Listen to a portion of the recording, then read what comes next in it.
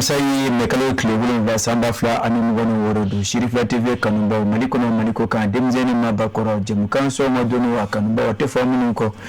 kadam tene katabla alamsa ka foka ulmando ka aladuna ka fo nyansi to yebi alamsa o jemukan kanamanya ka fo diluko kodu bla ka gela dongile nyanganye bala kuyati samaira sanugo kuyati nte yerasira kon bashti basfeitena demedo bashfeitula nyansi to nyangala ba jemukan ko kura nyansi to kuna kodi awo kon bashi gonti wallahi bashitana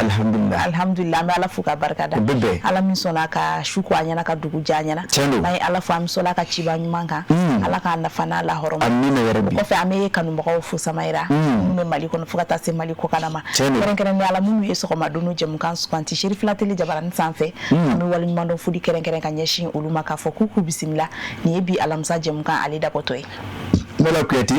ya foto man wedo ngai wala na so la bon sabati me e munu otesan so rajuruko ande fereke anga do jem kan kono tawo e ya foto gumna famsa dum bata nyuma ode bila ande me baje kulu jem kan ngono ka sika charin kala se jema ma ode nouveau soleil mu hoyi keren ni ala ko produire raw wala amta te zara kum folo la kasoro ka sigana ubebe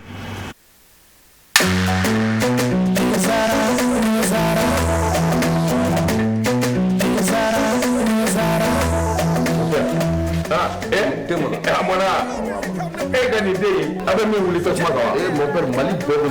ni nene bara ni infusé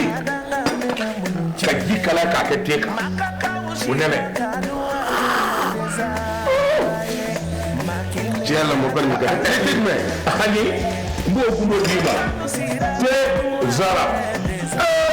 mon père am bebe ko kele na sare ni akuma bay e ni do na surprise ki ni do abia amangani sisan wani ye to ko jaro tela to ka tedi abi sambi sababo ni ke wore be ni ya dila ko ka sagi kala na ka ke go go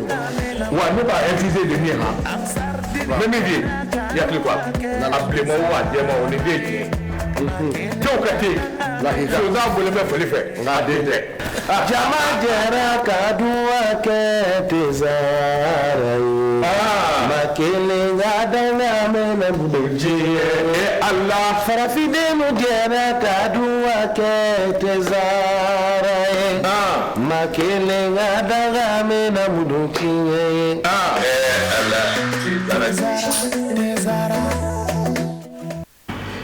kuyati samaira wala ni ye fuguru boto da wadala kosebe kodi awo ba ni ya tagalage kadam tene ka tati alamsa kosebe ni ko ni nakaba ina do na ndo do te ba ya boto do oche akara anga national day akara de awo ni ya mdaba na do do te okoro ka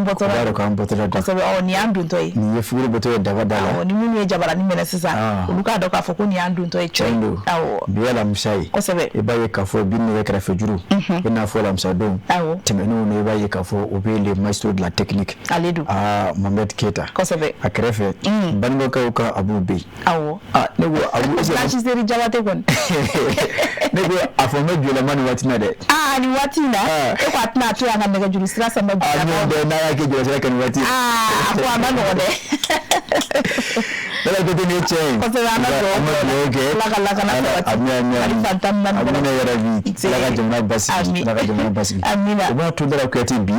se ko ni dongo bunokunka kosebe ami tashi black jamana kono dala ko yati kabi sibiri jantemi rase bima an ngame ka antika kuru anga se ko ni dongo tira mo kosebe na hokumu kile kono na amina tashi black ke bi kanyeshi faso mali yerema wala aka obetalike isufu tapo kosebe ko mali yenyejibo dala ko yati o korofoi o yibil haki yebi wallahi ya ta ga bi mali de nyuma kilin na bela jene ba je ka fo bi ala ko yati an du kan kamendo wala mena isufu tapo aleka o ka nobla ko keta shibla kanyishi faso ma wallahi ka suraka do kuna fon bala o ko ka kansa maira sanugo na la sona amado ka fo dunu la jamana yimina ja ka jamana yimma ba dugu wal jubaw be ano dunye ma baw be ano manga ni nyimo chamba be jamana yingono abe jaka teneni na la sona o kuma mi isufu tapo la megana wala kuyate Samaira Sanu dumuni be ma farakashi chenu wati ko sabi ma miri janya isufu tapu ayemi fonde gezedo wallahi mali bila ma ay nyijibo ko sabe na fura ko barma dugu mali ko de nyijibo ko sinamu ya dugu mali o de nyijibo bi mon deme mali wallahi wala kuyate ko to nyon tala bani jatigi ya be yande wallahi wala kuyate me duwo de ke ko sabe alaka jamana basi amina ya rabbi amina ya rabbi alaka jamana ko do ke kanu kanu ka bodakele fe ka bodakele fe amina ya rabbi ko to ba to mi metalike ko no balana ma usige men wati na ko klo nyajo awo la kuyate kasigi jaba no so krefe ana da janse ko ni da marama ke mi ko fa no na ka do ma jango kasia o klo no robo anoke ba me dilika fuyi kuno voni karle aga asuna wege swabo kama ni vi hakili lafiya ka shirma family da la kuyate wa angado aiwa Samaira am isorta ula ma isorta prafun balango no bi amina puma minka odi mimbe talika general de division Élysée Jandao o nalere chedman bay terenga o ali kon tarani wati na kabla chef d'état-major ya unyemayala lala kuyati ni ya takalage general Élysée Jandao kuno atara ka folo ga minke odi ka ke general de division yi ako lala kuyati ni ya takalage au timina ko fe jumana nyama la bana ka bana ta ada ka da ka ke chef d'état-major général yi des armées lala kuyati akira ka bini mekalo kleworo yi lala kuyati ni ya takalage chebe nyere jombo ya fo chomuna ni general de division Élysée Jandao lala kuyati mama koni wul masiri tabaw buna kun kabi mali jamana ko na kadi mali ko ka ni togo info lala kuyati adoro la foki madilika chebanyi ni ma togo lala kuyati adola chentida akol bawni ya takalage akoli chen lala kuyati barani ne abe ala aye ode kanfoni na suraka dola ni obe talike mali jamana wul masiri taba lala kuyati obaro akoni atakalage lala kuyati ako chebanyi depi ado baro la fami biche lala kuyati abalaka dana baraka takada akaje ngani monfe wa kuma dana dara aka lala kuyati baye kafo abele ka joni odana minoni ako odo kuma ko lala kuyati ni atakalage jamana de la hala minabi ro ko na dana bafla ka takada ko koratu lala kuyati janko akasiga alibi o minene ko fa ako jonire chebanyi abange na javekalo klewuro vla samba kile kime ko ndobilo vla amisaba mondoro ka ofi lala kuyati duaza o cercle kono moti mara bolo bakono Élysée Jandao lala kuyati ni atakalage ni metalike emiala ayo ke kaboni samba kile kime ko ndo anibi ko ni sabo watu lala kuyati kulukoro ka ofi abole ngo fe ni sulit na jalayi o kera samba kile kime ko ndo bindo anworo wati iba ya kafo atara garde nationale la lala kuyati atale yi akoni ayo baraba o chamake ba ni metalike yat mabala kidalika ofi lala kuyati atara kidalika ofi kaboni ni mesaka to ndisa to watu ina fo commandant de compagnie ala bana kabwe kata ira sura gosi kera samba fla ani 2001 wati samba fla ni kile wati atara ko commandant d'unité ila ko ete samba fla 2003 wati iba ka fo ay direction du centre d'instruction de la garde nationale bon ko nana otara kadama samba fla ani nani kata da samba fla ni konondona ila ko ete ayi yaf mabala baraba o chamake ni metalike yaf mabala jamana basigili olu barawla dana ka sura kata kada kan ka ke chef de la division des opérations yi ila ko ete ayo okes 2009 kata bla 2011 la kada 2012 kata bla 2013 la ila ko ete mi metalike commandant du groupement régional de Mopti ila ko ete akira oyi ni na sura na ke chef de cabinet de l'état major de la garde nationale yi ila ko ete akira oyi samba fla ani tan kata bla samba fla ani tan durula samba fla ani tan woro ila ko ete mi metalike chef d'état major adjoint par intérim aye o minenfa ila ko ete o baraw bela dine timino ko fe o ka sura ka ta ne ka ke yaf mabala colonel yi garde nationale ko nana septembre ko gele samba fla ani mwa ila ko ete atara ka ke yaf mabala chef d'état major de la garde nationale du Mali ila ko ete ni atalage atora o bara la fa ka se février ko mwa ani kili samba fla ani mwa ni sabama ila ko ete samba fla ni mwa ni saba akara mali jamana ka la sigidini gabo jamana kono fa ɲɛsɛ sini jamana ma la kuyate wele ka sɔrɔ k'a bila na kokura jamana min na jamana ɲɛmaaw mako jɔra a la octobre san 2025 a kana kɛ chef d'état-major général adjoint ye a ko n'i ye a taga lajɛ la kuyate Élysée Jean Daou a ko min ka d'a ye bi o de ye terrain kanfɛla ye a ko la kuyate direction bɛ ale tɔɔrɔ di bawo ale kalenkan no la kuyate jamana in jugu bɛ diɲɛ fan fan fɛ ale ni o ɲaga kɛ naani ye a ko o de b'a to n'i ye a taga lajɛ la kuyate maa tɛ maa min ni sigili ka d'a ye yɔrɔ kelen nka kuma ni kuma ka ye ya kuma b'a la cɛdenw nɔfɛ wula kɔnɔna na walasa ka se ka taa jugu ni k'olu ɲini k'o fa a ko o cɛ don a ko la kuyate chef d'état-major général des armées kɔrɔya min filɛ ka taa ka d'a kan a ko a n'a ka kan bawo ni kɛlɛ donna don o bɛ a la ni kalan don a y'o caman kɛ wa terrain-kana a y'o dɔn fo k'a fɔ ko n y'o dɔnna kari a ko la kuyate nin hukumu kɔnɔna na i b'a ye k'a fɔ min bɛ fara nin kan o de ye ka dugawu kɛ ka ɲɛsin ni cɛba in ma cogo min na baara min filɛ ka taa k'a di a ma a ka se k'a minɛn fa Magan Sissoco ale de y'a fasiri ka sanga ni esore o ka bi bɔ la kuyate e bonya b'a la Samayira y'a fɔ cogo min na an bɛ dugawu kɛ baara wala k'u bɛɛ lajɛlen kɛ wasa ye Mali jamana ala ka a lafiya o la an bɛ to esore kɔnɔ hali bi min bɛ tali kɛ général de division Umar Jara la ale ka laseli dɔw kɔnɔ a y'a yira k'a fɔ ko min tɔ tora jamana in kɔnɔ sa o de ye lakana ka se ka sabati hali n'o y'a sɔrɔ u ka ninakili laban k'o bɛ bɛn u ma nanzarakan na la seule chose qui vaille c'est la défense du Mali jusqu'au sacrifice ultime la kuyate ne kuma bayi dɛ wallahi ni y'a taga lajɛ ninnu ye cɛfarinyankanw de ye la kuyate min bɛ tali kɛ général de division Umar Jara la ka bɛn ni ntɛnɛndon tɛmɛnen jamana ɲɛmaaw ye danaya ta ka da a kan ka kɛ la kuyate défense ani ancien combattant au ministre délégué ye a ko la kuyate e ko cɛba ye nin da kelen ye ka o baaraw daminɛ wa a ko bawo kunu arabadon la kuyate min bɛ tali kɛ ministre ka ladala ɲɔgɔn ye la conseil des ministres ye a ko o kun ye a siɲɛ fɔlɔ ye kunu a ko a ye o baaraw kɛ koyi a ko la kuyate o ministre ka ladala ɲɔgɔn ye tɛmɛnen kɔfɛ min bɛ tali kɛ ni cɛba in na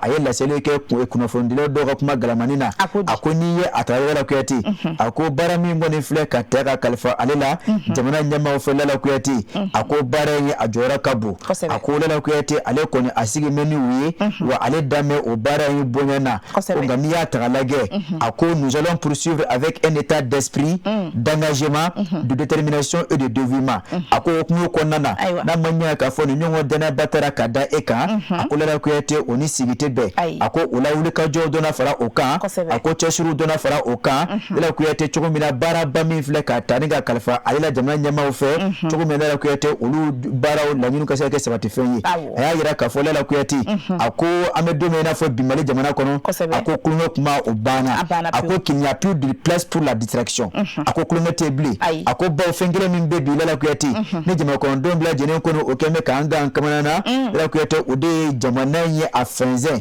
ne deli k'a fɔ ye sibiri ɲɛ kelen ka ja tori nɔngɔn ye a ko jɛn tɛ kɛ a kɔ a ko jamana kɔnɔdenw n'o bolokɔnɔfɛnw olu tangani ani o bolokɔnɔfɛnw tangani a ko o de bɛ wajibiya olu kan a ko nous sommes engagés pour cela nous nous sommes engagés avec honneur et abnégation pour cette mission et nous allons la poursuivre au prix du sacrifice ultime comme ce fut le cas pour le feu général d'armée Sadio Camara a ko n'i y'a taga lajɛ o baara minnu filɛ nin ye n'an filɛ ka minnu ɲɛfɔ jamana kisili jamana tangani jamana kɔnɔdenw dɔdɔli jamana kɔnɔdenw tangani ani o bolokɔnɔfɛnw kisili a ko o ko nin ye kalankan ye la kuyate olu na o bɔ a sira fɛ ko hali ni o bɛ bɛn la kuyate olu ka ɲɛnakili laban ma ko i n'a fɔ ala ma hinɛ général d'armée Sadio Camara ale tun y'a laɲini cogo min na a ko la kuyate n'i ye a taga lajɛ a ko nin waati in na ko pas de distraction pas de perturbation engageons-nous la mission est là et nous allons la réussir a ko nin waati in na ko n'o kɔni o banna a ko la kuyate a ko kumalankolon fɔ o banna a ko fɛn kelen min bɛ bi o de ye baara ye wa bɛɛ lajɛlen ɲɛ b'a la wa ni ala sɔnna o ma ko sebaya o bɛ sɔrɔ anw fɛ général de division Umar Jara ala bana ka wele bila jamana kɔnɔdenw ma k'a yira k'a fɔ dɛmɛ ka kɛ o fɛ ka ɲɛsin golomasiri tabaw ma ala kuyate i n'a fɔ u b'a kɛ cogo min na olu minnu kalenkan don ka se ka jamana ta ne k'a kisi a baara ka nɔgɔya o bolo a ko bawo n'i ye a taga lajɛ ala kuyate jamana kɔnɔdenw jigi min bɛ o la bi dali masa tɛmɛnen kɔfɛ ko o de ye u ka finitigiw ye a ko hukumu kɔnɔna na a bɛ ɲini o fɛ hali bi ala kuyate an ka janto o la dɛmɛ ni dɛmɛ buna kun kan nanzarakan na u b'a ma ko fɛn dɔ ko amalgame ala kuyate a ko an ka bɔ o kɔnɔna na an kana ɲagamini kɛ a ko n'i ye maa ye sigana maa ye maa min ye ala kuyate k'i kana girin ka seere tigɛ e yɛrɛ ye k'i ka fɛɛrɛ kɛ ka lase lakana tigilamɔgɔw ma olu ka sɛgɛsɛgɛli kɛ min kan ka da o tigi sigi ka ona da o kan ko nka an kana fɔ ko an ka kiriw tigɛ an yɛrɛ ye a ko ni ye a taga lajɛ jalawula kulu olu kɛra laɲini ba dɔ de ye ka se ka jamana kɔnɔdenw su ka kɛ ɲɔgɔn kan a ko an kana bi o jan kɔnɔ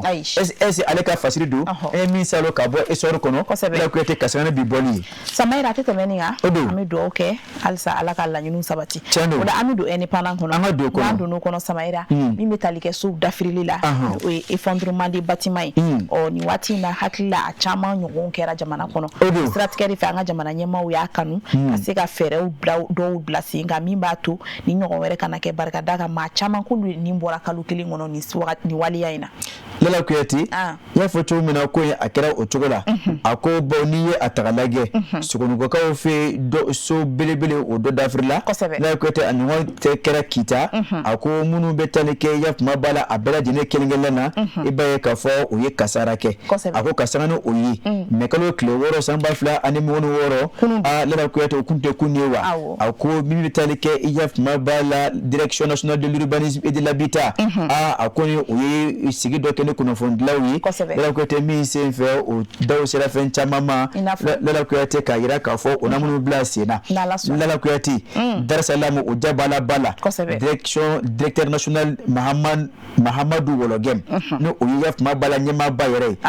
Lala Kuyate a ye ɲɛfɔli kɛ kunu kunnafonidilaw ye a ko n'i ye a taga lajɛ Lala Kuyate a ko nin bɛ wajibiya bɛɛ kelen-kelen la kan min bɛ tali kɛ yafuma bala lakana o sabatili sojɔ bunna kun kan a ko hukumu kɔnɔna na a ko nin waati na min bɛ jamana kɔnɔ o dɔgɔn tɛ maa la olu bɛ fɔlɔ ka miiri ani tasi kɛ ka ɲɛsin i yafuma bala Lala Kuyate jamana kɔnɔdenw ma madama jamana kɔnɔdenw minnu ni o ni tora nin waati laban in na jalawula kulu olu ka wuli ka jɔw la a ko Lala Kuyate o kɛra ni ka laban ka dugawu dɔ kɛ Lala Kuyate ka ɲɛsin o sɛmɔgɔw ma a ko n'i ye a taga lajɛ Lala Kuyate o tɛmɛnen kɔfɛ i b'a ye k'a fɔ Lala Kuyate so dɔw olu kɔni binna yafuma bala Bamakɔ yɛrɛ mana ka fɔ wɔɔrɔnan kɔnɔ a ma dogo maa labaw a kɛra ka bɛn ni marisikalo tile 22 ni hakili ka ɲi kosɛbɛ a ko a kɛra ka bɛn ni o ye a ko Lala Kuyate o tɛmɛnen kɔfɛ a ɲɔgɔn bɛ kɛ jamana fan wɛrɛw fɛ a ko n'a ma ɲa k'a fɔ o b'o cogo la Lala Kuyate so jɔtɔ man ka kɛ bifɛn ye a ko olu kɔni ye kulu dɔ bila sen kan min ka se ka sɛgɛsɛgɛli kɛ k'a ɲini ka dɔn ka fɔ mun bɛ na ni ko in ye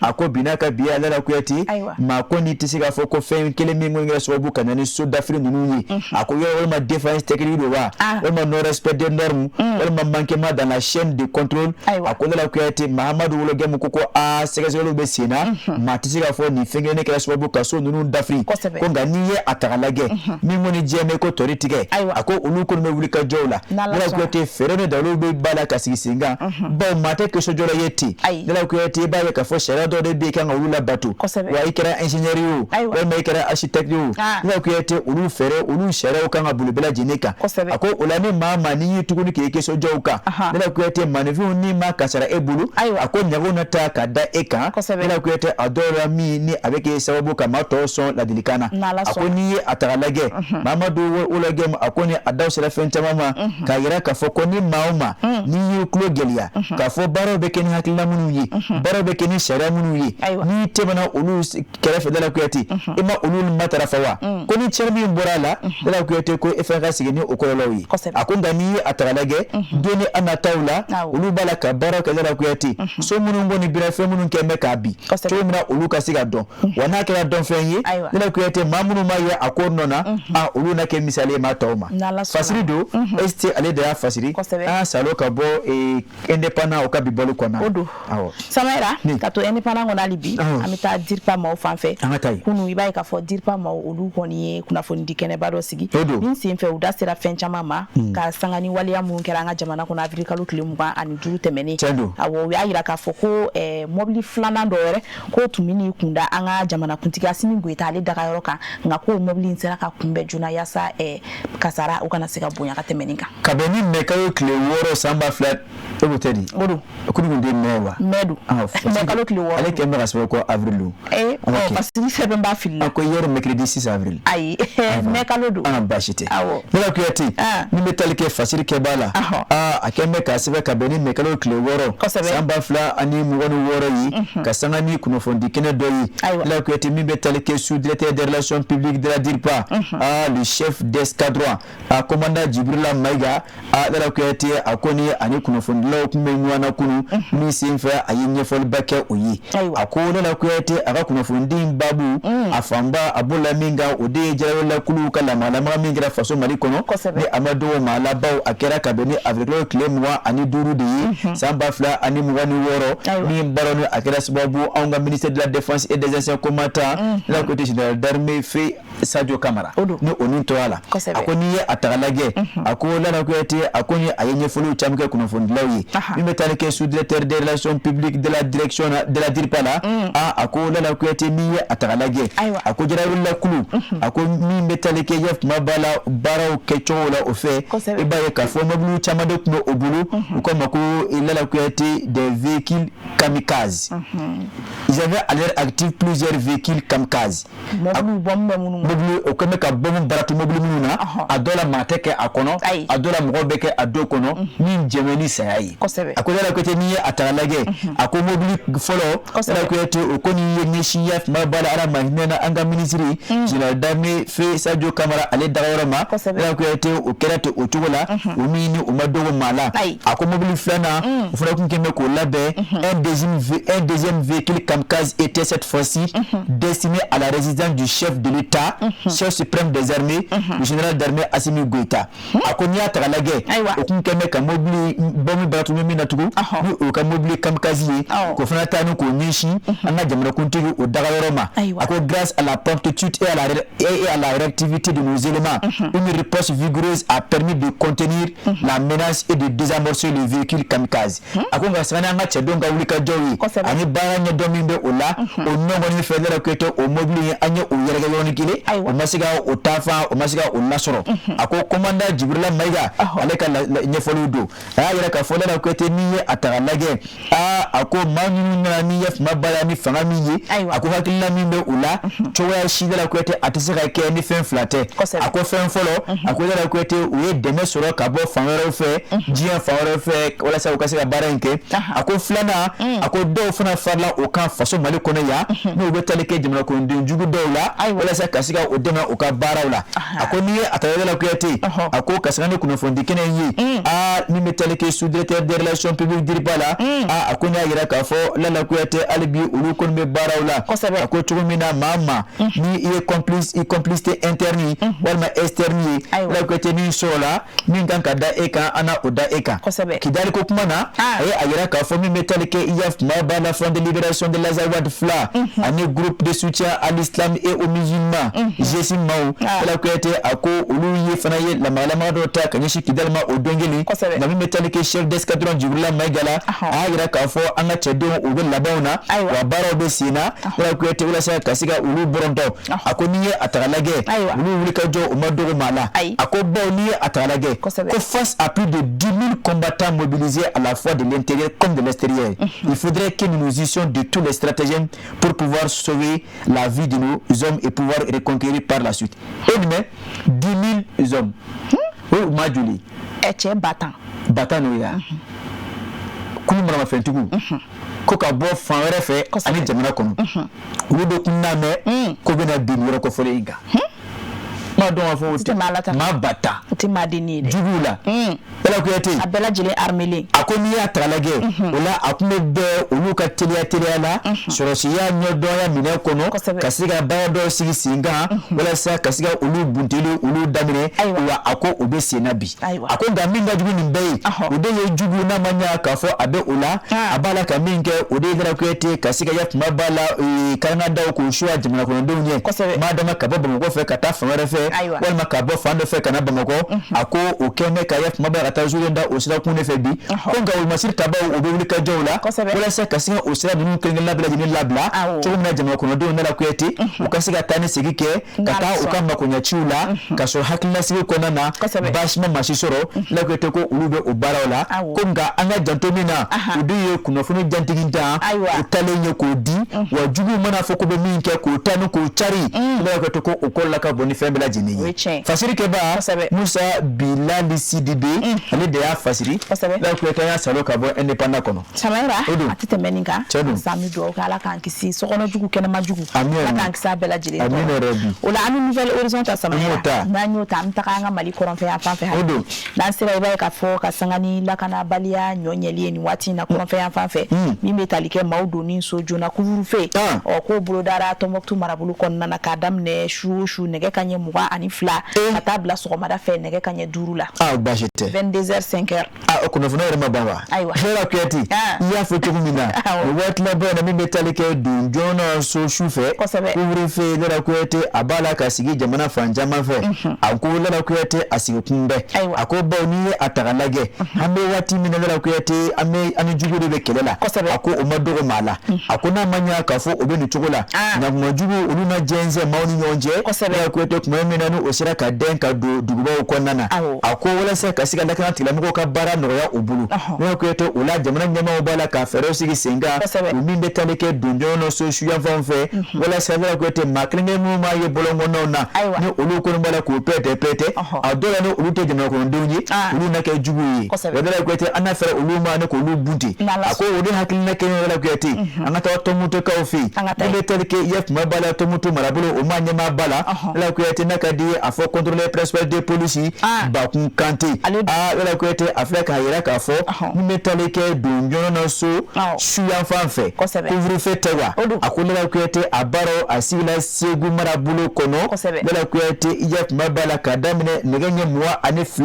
n'o ntana gosira ka sɔrɔ i bɛ diɲɛ fan o fan fɛ Tɔnbukutu kɔnɔ k'i ka to yen o da ka di la o k'a fɔ k'i ka bɔ k'i bɛ yɔrɔ wɛrɛ magɛn a ko i bɛ to yen fɔ 5h du matin n'o sera i bɛ sɔrɔ ka bɔ a ko bawo n'i ye a ta Lala Kuyate a baaraw kɔni a n'a to nin waati in na nin cogo in kɔnɔ Lala Kuyate a ko nka diɲɛ kɛ ni maa minnu ka lamɔlamɔgɔw ye Lala Kuyate u bɛ tali kɛ an ka lakana sabatibaw ka mobiliw la n'olu masiri tabaw ka mobiliw la Lala Kuyate ani a dɔw la kɛnɛya tigilamɔgɔw tuma min na ni olu b'u ka baara la nka i b'a ye k'a fɔ ni yamaruya papiye bɛ o bolo i b'a ye k'a fɔ Lala Kuyate a dɔw la olu fana bɛ se k'a ye kɛnɛ kan ko nka a ma olu jɛ wa maa o maa n'i yɛrɛ bololon kɔnɔ k'a fɔ k'i b'a la k'i pɛtɛ nɛgɛ ɲɛ 22 tana k'i sɔrɔ i Tɔnbukutu ani a fan bɛɛ lajɛlen fɛ Lala Kuyate a ko n'i ye min sɔrɔ o la o tɛ kelen ye k'o ɲini wa fasirikɛba Lala Kuyate Seydou Konate ale de y'a fasiri ka bɔ IEF kuma b'a la nouvelle horizon o kɔnɔna na Samaira hakilila faamu sɔrɔla nin na Tɔnbukutuka minnu mana kɛ jabaranin kɔrɔ nin sanga in kɔnɔna na u y'a dɔn k'a fɔ couvre-feu nin waati in na a kɔni bolodalen don u ka marabolo kɔnɔna na o la an bɛ taga min bɛ tali kɛ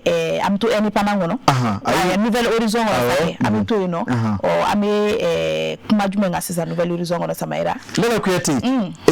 an bɛ kuma min kan fila de b'i bolo yen fila b'i bolo yan dɛ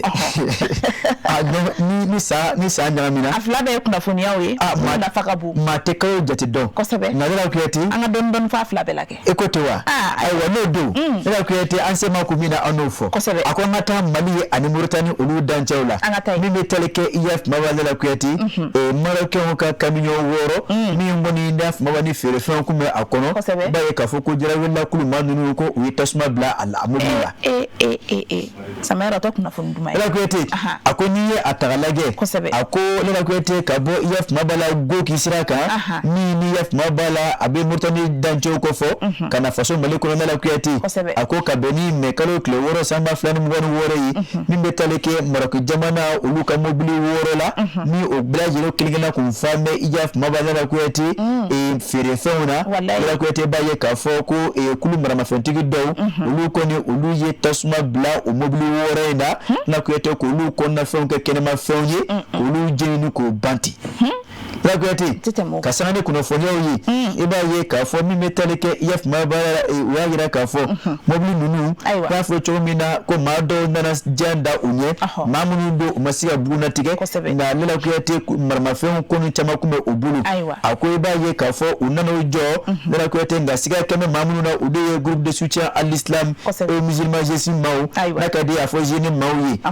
fo ka se IEF kuma b'a la front de libération de l'Azawadi a bɛ n'a fɔ olu ka maaw don ako dala kuyate mobili nunu ayeme ka fo fe munu kuma akono gale min jeme ode mara ko jamana ka mobili du kuma da ko kunshi bango de ma ako dala dunu ko mobili kono ako ani fere fe fe chama wala munu kuma kana bango ko nana ako ga ma jugu nunu dala kuyate kuma mi nani o konna sala da mobili nunu ye wala bana ka tasuma bla mobili a reservoir la mobili tu era jolenyina na kuyate ni ka obla jini ka ba akonna fe obla jini ko ba Samaira akira cheni akira cheni akoni atagalage fasiri koni akeba mingetel ke mamani turela ako kasanane konofono sur le chogoyi ako tandis que d'autres transporteurs notamment en province de la Mauritanie et de l'Algérie auraient été contraints de rebrousser chemin ako op makeni ibaye ka fo mado mingetel ke Mauritanie ka dendo face à l'Algérie ni doma ulu mekana nga oye ulu lasegi ok. Par ailleurs, des vidéos diffusées sur les réseaux sociaux, notamment sur la plateforme X, montrent des camions en flammes. On y aperçoit également des individus mettant le feu au réservoir de carburant. Comme Madjougou Nunana, Katasuma Bla, Yakma Bala et Maroc Jamana Nunu, comme Blue Nuna, Nika Bla Jenny Nukoba. Amidou, ok. Laka Jismaka Koufre. Tamano. La Kueti, Kabo, Nouvelle Horizon Kono, Nimetaleke, Yaf Mabala et Nakana Alibi ou Sabatili Baraula. Rishi Jamana, Kelabro de façon Malikono, African Koru, à côté de la Kueti, au Kachedendo, Krasbabu, Katigada, Maflaka, Maflamu, Barate Ulula, Udeye, Kasigata, Prembranu, Kasira, Sirinu, Kuludu, comme Konyama, le poseur de bombes. Akonia tagalage je jamana ga keleke bulo mimbe faso malikono Afrika kori chedon tewa la kuyete akoni atagalage kasangano oka la sili doye uyaira kafo mafla bonyongo uluko ni yef mabaya tiga da uluka munamina ubala katuga sira sini ika perembara mini kutanu kudo usira kono la kuyete wala sa mimbe se keswabu okasiga na proni mawi akoni atagalage akumara ka dosira mifela la kuyete ibaye kafo uyesawi sirami ni adola male jamana wulmasir tabau fokasa jamana ko ndongo kumane kuma obetime osira nunu fe kata o makonya chiula ako kasangani yaf mabala ukabara nunu yi metarike Afrika ko chedona la kuyate jamana la kami ubara tewa o to sani dugure che ni ka balka madunu ko ni ubube o javaju ke walenga ni kasigisinga la kuyate o to safola kasiga obuna tia ko sebe fokana na jo o kerefe ko keraminge ko nyina sura mafla nunu sigatala udaye kafo ubala kaminge udeye kasira sinini ka bemune ka do akono la ko to onongo ni fe unana jo udala ko aya ready ukira minge mafla nu magelea o ofana jona nu uyi ba o sigarete uyu mafla la ko to onongo ni fe uwo mine ko tigake okuyi inga labanu ko ta ko di anga chedoma la ko yete alibi la kana sabatili obara buna kunka akoko les deux individus ont ensuite été maîtrisés et menottés sans signalement de résistance. Maï. Aïwa, tete moka. La kuyati. Facile via ni. Aïwa. Anya ni salo ka bon nouvelle raison kono. Maman ni touré. Allez déjà facile. Samaira. Après leur capture, les deux personnes interpellées ont été remises aux autorités de sécurité maliennes en vue de l'ouverture d'enquête et d'éventuelles procédures judiciaires. Ok? Bachite. Udilanga fintiku ma. Voilà. Seka luna mundo. Voilà. Sasa mamu nungu blani bara chejugun.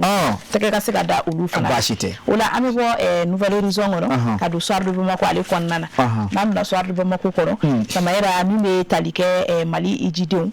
Keren ni ala munu be kenyere agence ubulu. Oni wati na kulu kon benni sondia kono barka daka mimbe talike panguru egyptieri o kolu kon nana Mali ijidon ulubnu no fe katani na iji samba flani muganu woro baroke uludo kuma bangot nawa uglala kana bashite diere mbana ntara ni nana dantigel batte la play la geti agoni nyenye fiendmaye ago kibarad mado ako boniye atagalage la ko yete mimbe talike maotale la kata manga jamana kan Arabie Saoudite jamana kan wala shaka ta eji bara ulu dangana maya ako ulu besina ako bawdara ko yete metalike gouvernement ka yat mabra eji talala kuma ko fier gouvernementali ako o ma kenes babinani ani folo kungalo ako ulu sera medini ka ofe ka ba akona manya ka fo okerati ibaye ka fo dala ku yete kenyere yeti la mo ulu ma ba nane bonyongo ulu kume kamana ga ani jorola ka sababu yake dala ku yete digundo kuma ka yi uka bara ulu ta chula ka sangani egyptere kinkelen ka yira ka fo ko alena akan nalibo ama dala ku yete akoni ya tagalage ka samani jamana nyama ulu ka yuri ka joyi bo egyptere mo kunya yira ka fo dala ku yete mi meke avion ko ni uyi pour que mo ka famia avion essence comme ko kerosene bo ko doni farla o songoka dala ku yete okunya yira ka fo doni mi farla o songoka ulu baga na mo mun ka ejide unta ulu tigla mo ka jono o doni ani yef mabara o da kun sala la kana ko fanama akunga dala ku yete ni atagalage jamana nyama ulu ka barau jamana nyama ka ulu ka jow ka sanga kuma nyonyo temene oni manunu nyonje dala ku yete ayen no babo ako ba oni atagalage mimbe teleke yef mabara dala ku yete bengera folena wa mimbe teleke yef mabala egyptere avion uchuna faso mali kono dala ku yete wala sa kasiga na timenu ka barawi tari akoni atagalage dala ku yete ula mabisiga fo mun ye kibari adumayi ba oni atagalage mozo ni haji akoda meni biche amanye mabanu u directeur Dr Abdul Fattah Sisi akunya gira ka fo dala ku yete ulube la malama wala ulube ulika jowla kasani jamana nyama yere ka hakina uyi tugo mina fere ani dagma besiga dokoina akola la ku yete mabisiga fo ni atagalage alhamdulillah tare adagma adunala wala la ku yete wabara ulusiga kala kilinga wa egyptere unana ka foko una temeni mautali kata akola la ku yete mime tare ke yef mabala kenyere ejiduna ma banane bonyongo kungo ulumunu kumme ka bisa kumme ka jora minesiri oyera koro kamana ga kungo kan ka fo yela nyine minya anga ejita banewa akola la ku yete o kamana ga obora oka ba fere ne dalosi senga una fere ko ta ko tano uyimaga ukasiga ta ukasla medo si durna barao ne ko dangana maya la ku yete maga ka ofi fasili salo ka bo soir de Bamako kono Maimuna jumia le ka fasili Samaira ami do ke ijide umbela jile ala ka ijike ko nyuma no ya ka do umine keren ni ala ayere ka baranyo ngombe ni dugugulu sanu mainga ni watina mimbe talike madame Jara Kafne Bachili fukata se Fuseni Keita ma Simo Fuseni Keita Simo de me foli samuma ka do ku ye ka kila ka do nyunu fe ye ka ansama do chama na ni dugugulu sanu mainga wera ulu masira de masira ma ye fajiri Medine o sera Medine awo ye bi o mingo ni furuyani kadne ko harabo furuyani awoni nyo kilenjiro ko do o idem so be o bede madame Jara Kafne be ezini watina akluwe na wa akluwe la o ni sera ana na benge sama o gyam kelina ana ka ke furukia jaye menata na ya ka surmani amba benge mne aka boro ra kunda ai abake jemani jamjani ni obuto mi siro kuna maganjalani mfano don kuna ke kalaji ya blue fer ya ke ka na fon funa boro ma blofuni ndo blofuni sa o yeko nyezigi de yo afam na blofuni ndo ko maganjalani yo bala ko blofuni awa fam na o la ma nyini atani walitaw mama tameji barala mata ni mansegi alaka oke obla jini ka bato ke ko nyuma no ya la ko ete kan no ya ombla jini amina ya fasiri na ku ntela ko ko se ba mi lezi kota soro ka bobi fasiri ko na nyota Samaira anga chedi unu anga sora suye ukon be la kana barala mali fanta annan bela jilin fe min kala sababu u ngara da ba ma chitri la ma chamana bela ko ete ka sanani ef ma bala fasiri yi na ka die ka bo gafu yi metalike ita major general des armées la la ko ete afkera o fe ka benin tene doyi ya ira ka fo la ko ete ngoni ekoni nde jugo kelenye ef ma bala ka ko jugo de kewa ako ba o temi nyonge ni yo oyi we dangala ta kuma ka sa surugo de ngono la ko ete ako kite nyon flake ako ba ni ata lage anga chedo la ko ete uli ka jola korole ako ngano wati na la ko ete mimi mfuye ni dimo farla ka to ko fini fina jamana sanve ako ka mo jigi ako obi dangana mani miye o de ye ka fo no wati la baina o ye la mala mo do ke jamana fanta anani la jenefe ako la ko ete o kunfola o kera jura ka ofi ako ye wul masir tabaw la ko ete o tara soro jugu ko ni kemeka o ka daga wuro bilibili bado la ko ete ni ka o masiri yi mo kono fanta ani banta kono ako pick up wo ko obuli mutu chama kumbi ani o ka essence o bila yɔrɔ fana kun bɛ ka fara o ka kisɛw kan a ko ye o ma se tabaw an ye tasuma suru o kan k'o bɛɛ lajɛlen jeni ka filenkolon ci ni k'a da kolon ci a ko filanan Ala ko o kɛra sevarakaw fɛ yen a ko o fana kɛra sababu ka se ka Jalawula kulu maa 50 ani kɔ k'olu da sisi la Ala ko u ka mobili naani bɔɲɔgɔnko pick-up k'olu fana minɛ o la moto caman fana k'olu fana jeni ani o ka essence o dépôt Ala ko an taara bɔ o fana kan an ye o fana cɛni an ye o fana filenkolon jeni k'o da kolon ci a ko an bɔlen kɔfɛ yen Ala ko an y'an kun yɔrɔ min kan o bɛ taa ni kɛ yafuma bɛ ɲama dɛ mɛna ka yan fan fɛ Ala ko b'a ye k'a fɔ yen fana o masiri tabaw o taara tasuma minɛ juguw la bawo juguw tun kɛn bɛ ka fɛɛrɛ ale dama juguw sigili daminɛ yen kokura walasa ka se ka an ka jamana basigi ni k'a bisi basa a ko yen masiri tabaw cɛfini tabaw Mali jamana kɔnɔ Ala ko yen fana u taara tasuma suru juguw la Ala ko u ma kɛ basi min na ni a y'a dɛsɛ n'a ka di ye a fɔ bi Ala ko Mali jamana fantan a mɛnɛ bɛɛ lajɛlen fɛ an ka cɛdenw u bɛ lamagalamaw la ka daminɛ Kayi ka taa ti Kidali ka tɛmɛ fuma bala Mali jamana marabolo kelen-kelenna bɛɛ lajɛlen fɛ walasa ka se ka Ala ko lakana min ɲinitɔ don k'u sabati k'u yakubaya faso Mali kɔnɔ ka na ni basigi ani bɛɛ ye faso Mali kɔnɔ cogo min na jamana kɔnɔdenw Ala ko an ye dara min ta ka da olu masiri tabaw kan cogo min na u ka se ka an taga ni k'an kisi a n'an bolo kɔnɔ fɛnw olu baara u ka se ka yakubaya a ko n'i y'a ta ka lajɛ u kɛwale u b'a la ka kɛ o fɛ bi Mali jamana fantan a nana bɛɛ lajɛlen fɛ wa nɔw b'a la ka bɔ an b'a la ka bɔnɔ banfula ta ni k'a turu juguw kunna Ala ko su fara tile kan sɔgɔma ani wula fɛ sanga ani waati bɛɛ M Keita ale de y'a fasiri ka bɔ les échos wele o kɔnɔna na Ala ko bonya b'a la Samaira i sanogo a tɛ tɛmɛ nin kan suru sɛbɛkɔrɔ walawala la an ye faamuya caman sɔrɔ bi kunnafoni ko ale taabolo la b'a to sɛgɛnna fiɲɛbɔ an bɛ t'o la dɔɔni n'o tɛ a ma nɔgɔ ne ye Tezara de ye ka kɛnɛya ani lafiya sabati bɛɛ lajɛlen farikolo la a ka di kojugu ne bi yan gɛrɛ baro bɛ ɲaga wa bɛɛ lajɛlen ɲɛda bɛ walawala n'u ye ne min kaban dɔrɔn bɛɛ lajɛlen bɛ nisɔndiya ne ko jɔn de star yɛrɛ mais aw ka kuma ka ca sa ne de ye star ye ne ka di wa ne dumuniw timiya ne de ye lɛzara ye ne ka di denmisɛnninw ye wa mɔgɔkɔrɔbaw kɛrɛbɛ tɛ k'aw to ne mini na a b'aw kolo sigi k'aw mɔdiya o de y'a to ne ka di denmisɛnninw ye kosɛbɛ aw yɛrɛ fɛ jumɛn de ka di ani jumɛn de bɛ n'an cɛɲa ne de don tomate concentré Zara ne kelen pe dɔrɔn awɔ nka an bɛɛ de star n'aw ka dumuni sanuman caman a ye tobiliko la sanbalaɲɛw sugandi n'o ye Zara ka dumunifɛnw ye a bɛ sɔrɔ Mali feereyɔrɔ bɛɛ Zara ye Nouveau Soleil SARL ka produit dilannenw ye Lala Kuyate Samaira ni nga fisa mama ni kono ma bala bele ni ngoni kosebe ni ne ko tuwai ni ye doni ke kuma na a dole ka doni ne segara fiye bola nga dugo ku ne ka buran turu okay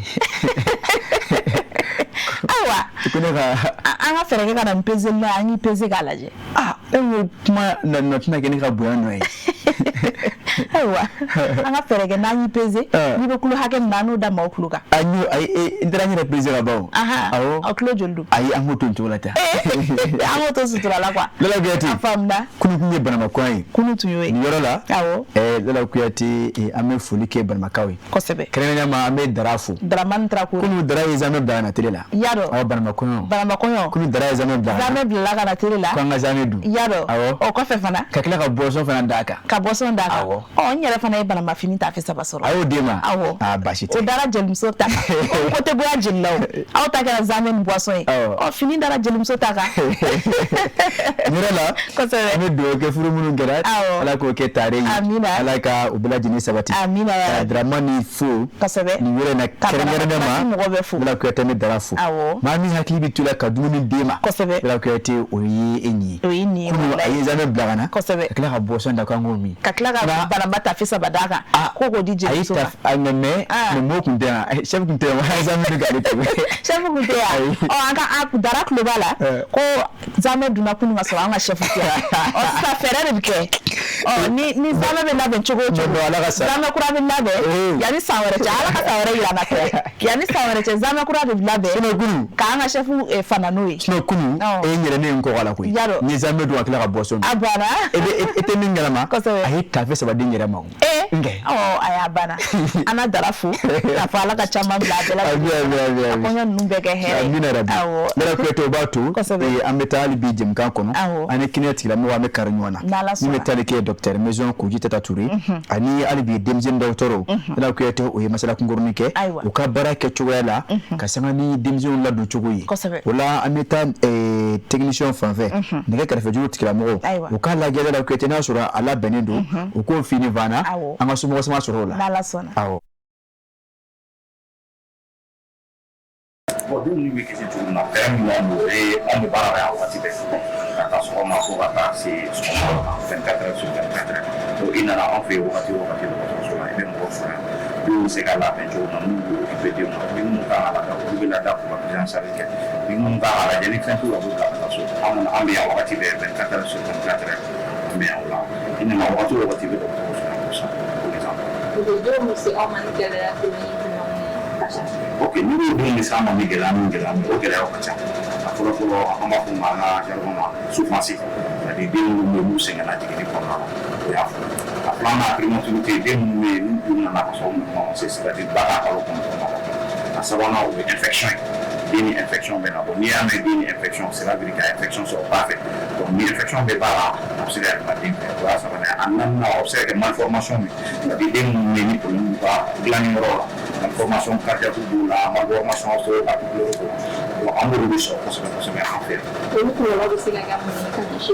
ou pour les for prématurité là parce que prématurité il faut en fait à la vente facile Afrique comme dire on oui des ça c'est comme des problèmes de retard psychomoteur intellectuel parce que par rapport à cette maturité qu'on a souvent même prématuré nous d'accord chamana ni balo macam possible mais ça avec des pas prématuré avec tout là donc pour le début de souffrance qui est fait vous n'allez pas voir chamai parce que vous chamai carré c'est le que début va sur le trauma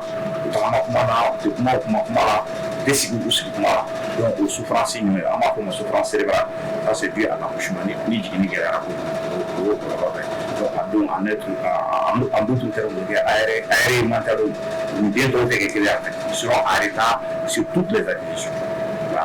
Donc ni infection au prolongement c'est quand même infection par exemple infection de notre c'est que méningite donc nous avons vu méningite pour éviter qu'après ça déjà nous c'est que méningite c'est possible c'est que méningite donc méningite va fond pour avec mais on va pas qui c'est aller dire n'a pas accès que parce que dire n'a pas accès à vous pas parler on va pas accès à dire n'a pas accès que les méningite là mais avec européen surdité retard épilepsie ainsi de suite on a bien pour mais pas accès está para la colombo de Sénégal ta faire pour mais n'est que hydrocéphalie à tout c'est comme un diabète de molo non après avoir va retard psychomoteur là après quand on dit que machine est épilepsie non épilepsie on voit on est quand même comme ni à mettre banman qui devrait peser pour la pour que pas peser que gagner moi c'est pas et que on a beaucoup sur parce que ni pas protéger bien de protéger donc la gamme numéro 1 ni sur casquera pas sur la peser le matrapa à du temps à démographique nous cas avec des numéros des minutes pour la bon normalement mais pas faux parce que même le continent faux quand on va pas la bête quand il va on bête pour les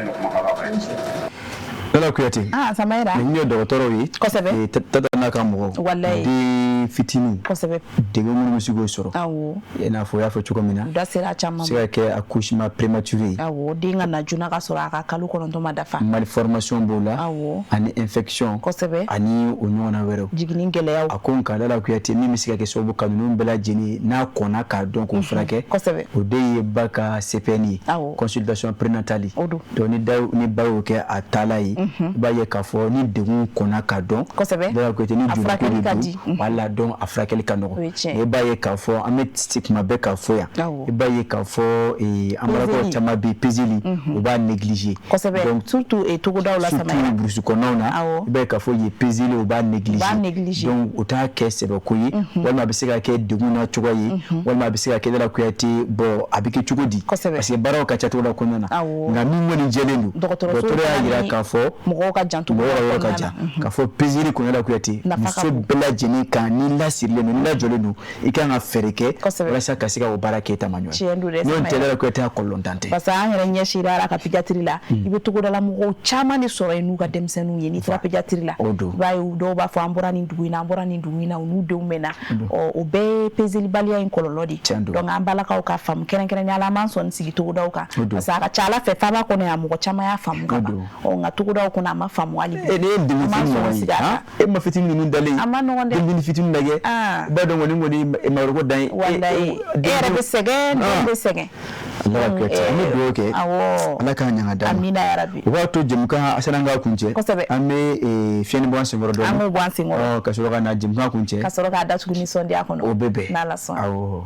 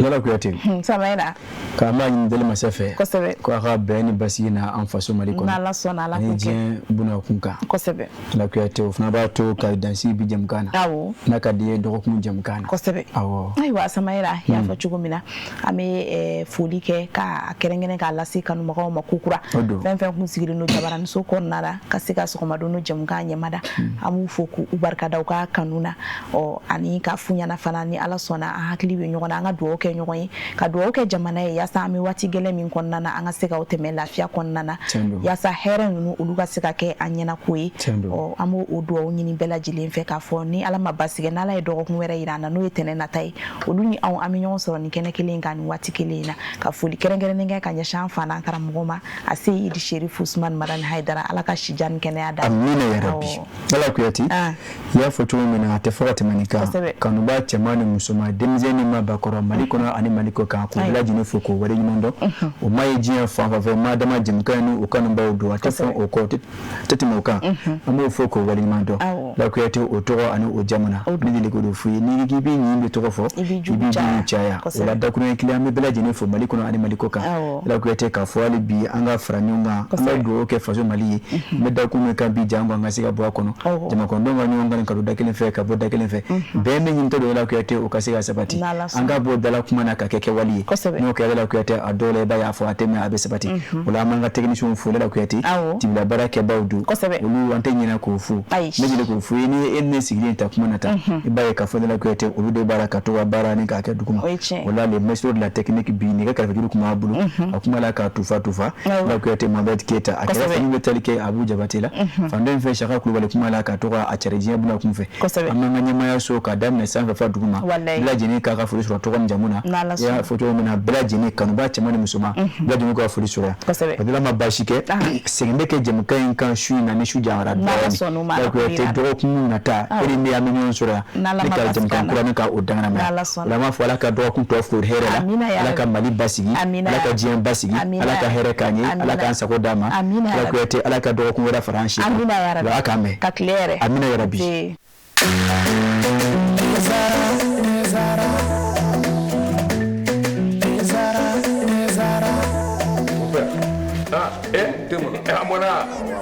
e ka nin den in a bɛ min wuli tasuma kan wa mon père Mali bɛɛ bɛ